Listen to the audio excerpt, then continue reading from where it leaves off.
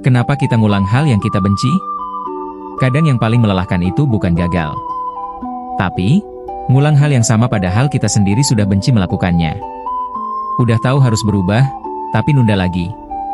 Udah tahu harus hemat, tapi belanja lagi.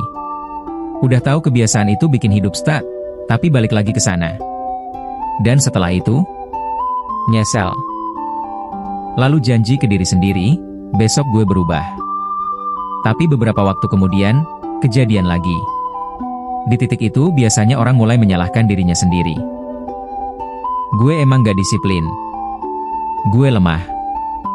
Gue gak konsisten. Padahal belum tentu begitu. Karena kalau ini cuma soal niat, harusnya selesai dari dulu. Yang sering gak disadari adalah, kita hidup dengan pola.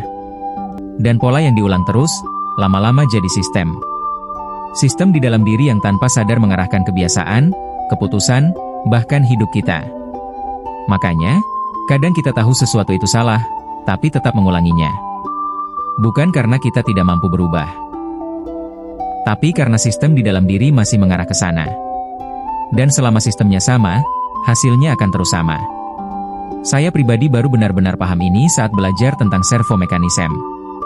Dan jujur, ini mengubah cara saya melihat diri sendiri. Karena ternyata, yang perlu diubah bukan cuma kemauan, tapi sistem yang selama ini berjalan otomatis.